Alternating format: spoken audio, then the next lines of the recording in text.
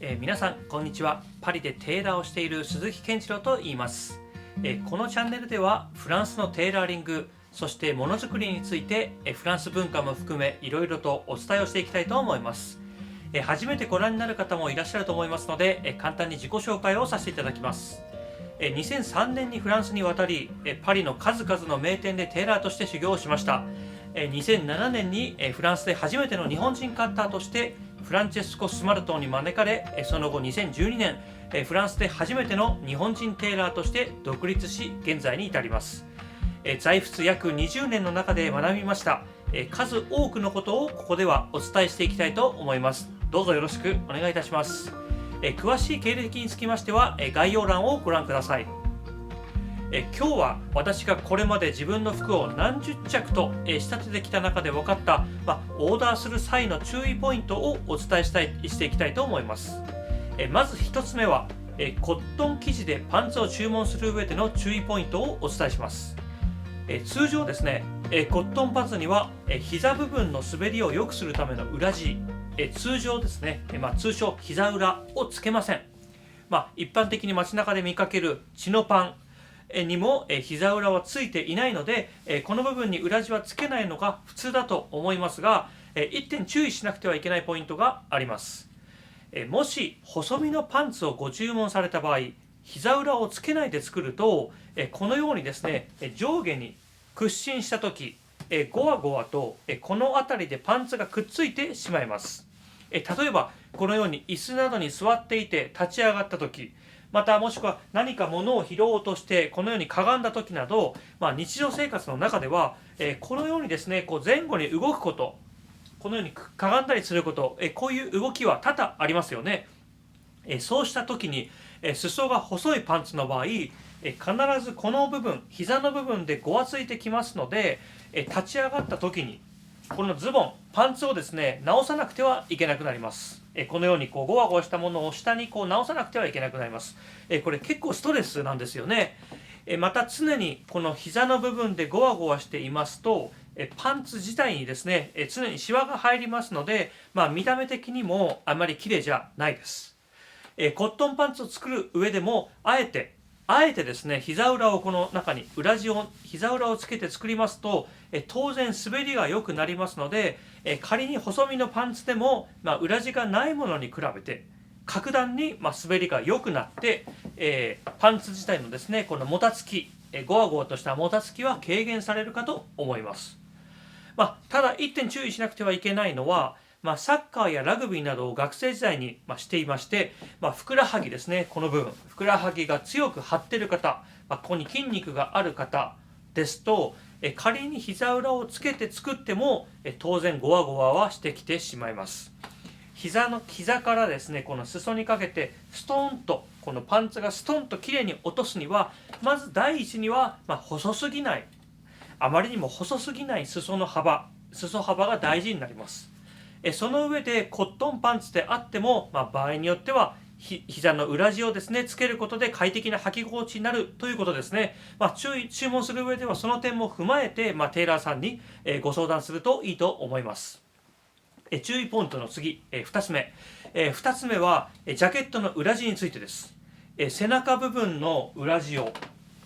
このように背中部分の裏地をですね半分だけにしたもの、ここですね、半分だけにしたもの、通称背抜き仕様についてです。この背抜きというのはこちらもありますね。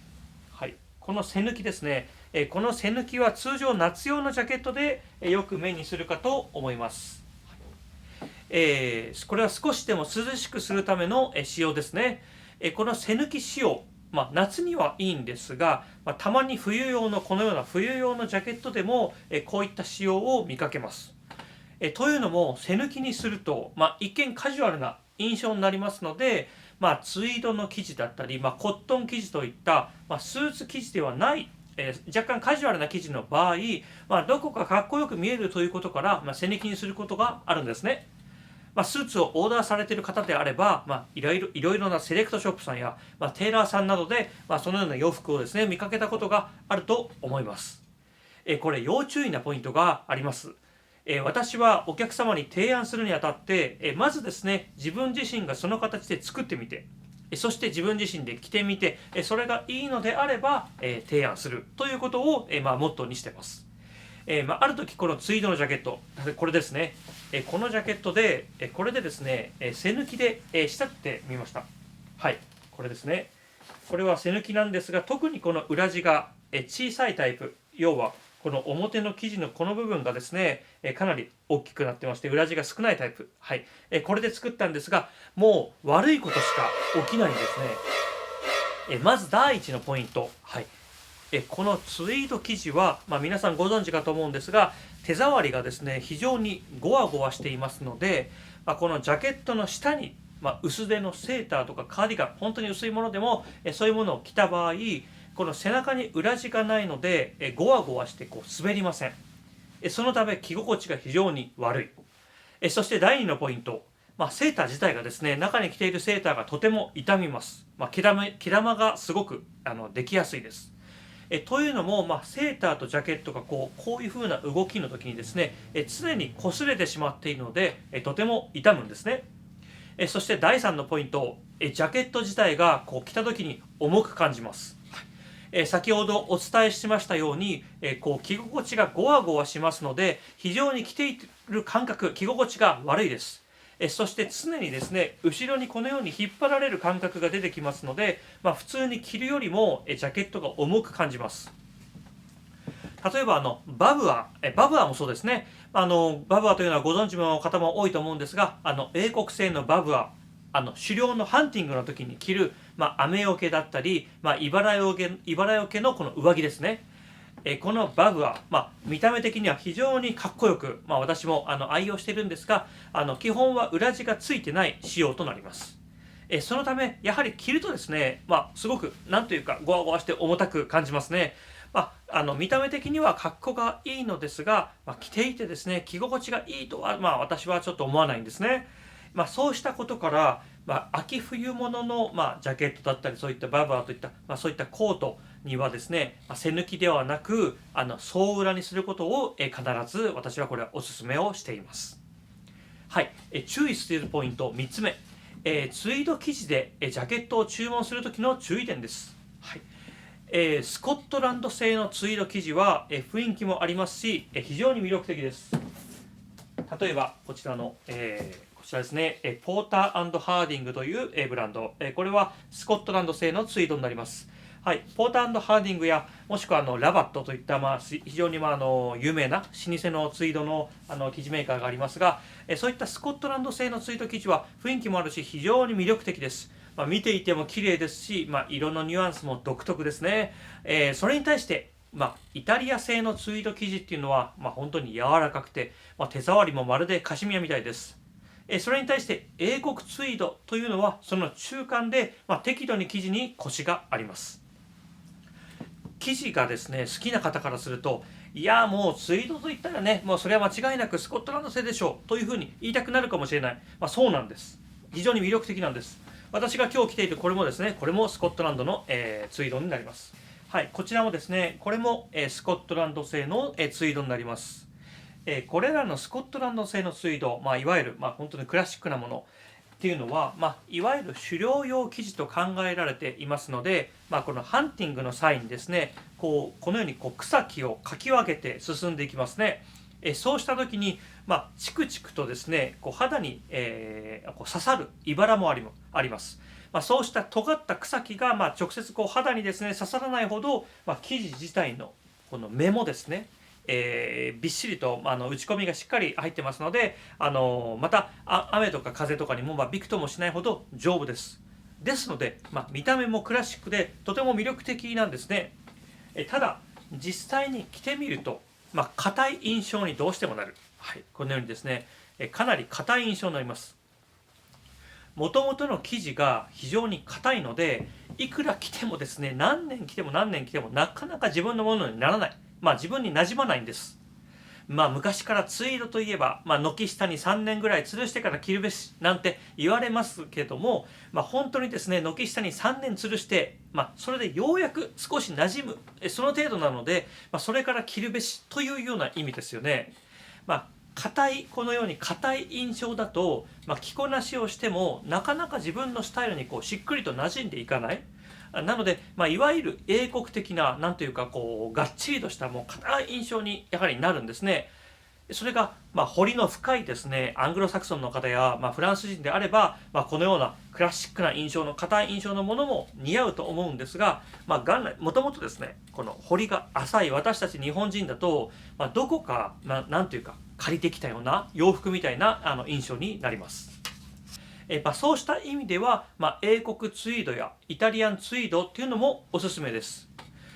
ダブルビルというメーカーがあります。はい、こちらですね。はい、ダブルビルというメーカーがあります。はい、見えますでしょうか。はい、ダブルビルっていうのは英国の生地メーカーなのですが、ツイードに関しては例えばですね、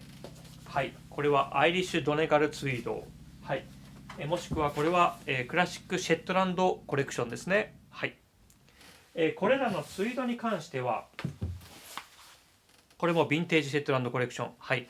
これらのツイードに関しては、スコットランド製になります。はい。ただ、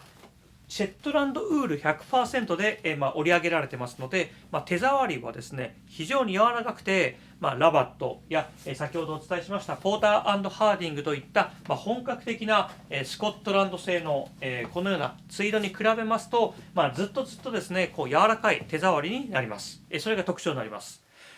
それに対してイタリアのものというのは、本来のツイードとは少し異なりまして、なんというかワイルドな感じというのはだいぶなくなりまして、もっとより上品な印象になります。本当の意味ではツイードとは言えないのかもしれないんですが、色柄の発色も良くてですね、見た目が非常に鮮やかで、おすすめです。手触りもですね、ウール 100% であってもカシミヤみたいな柔らかさがあるものもあります。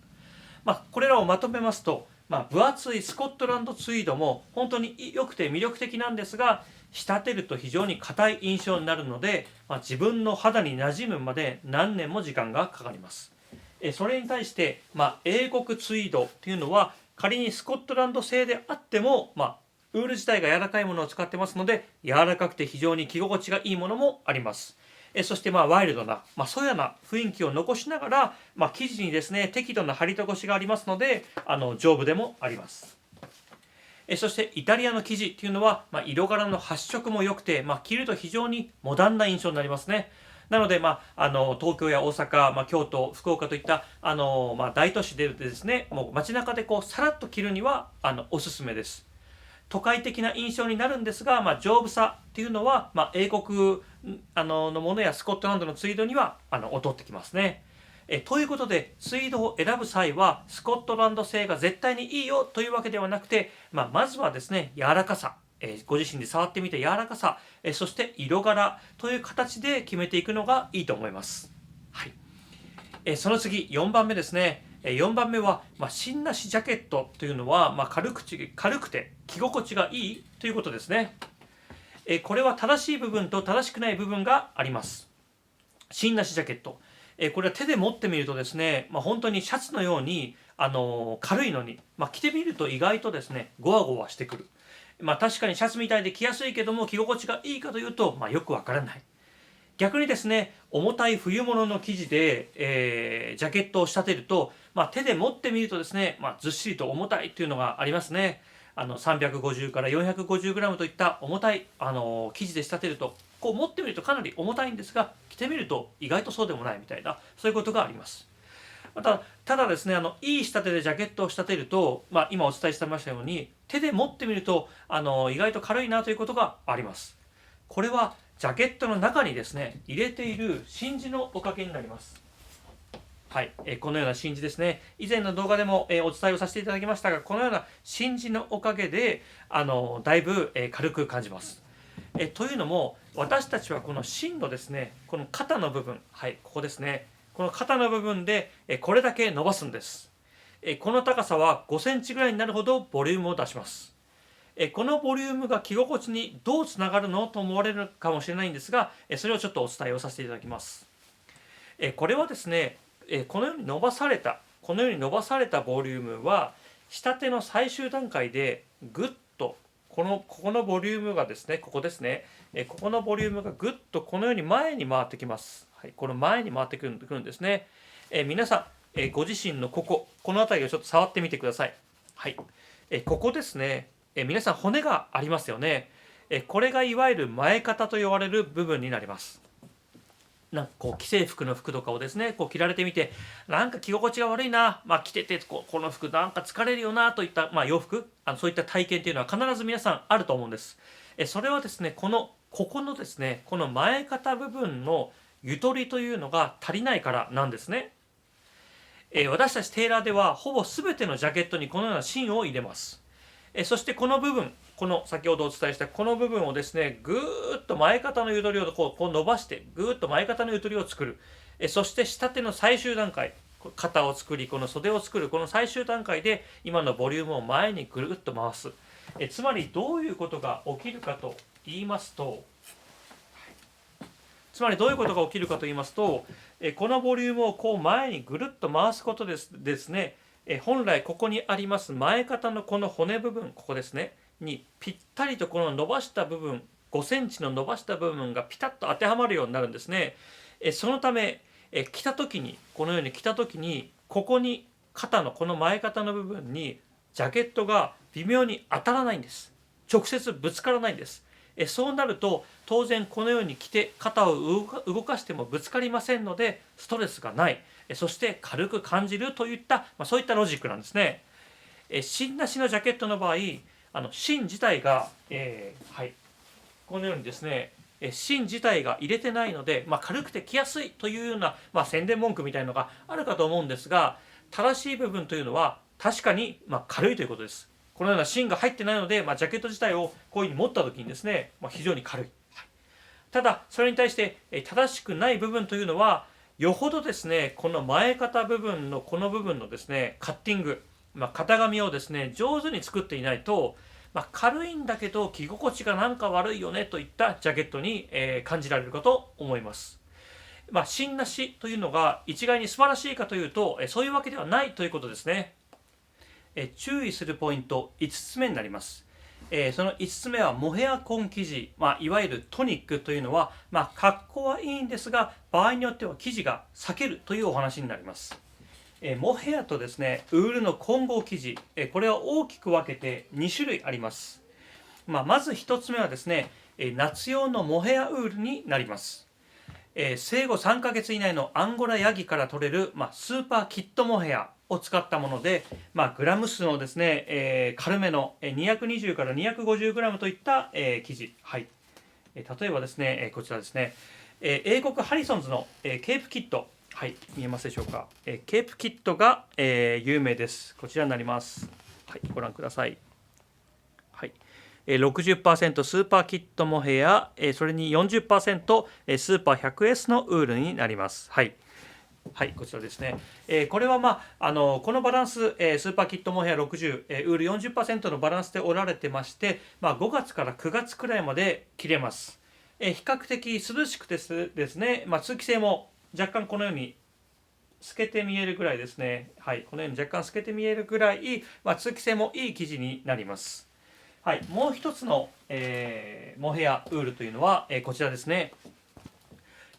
もう一つはどちらかというと、秋冬物生地となる、通常のモヘアです。一番有名なのはフランスのドーメル社のトニックが有名なんですが、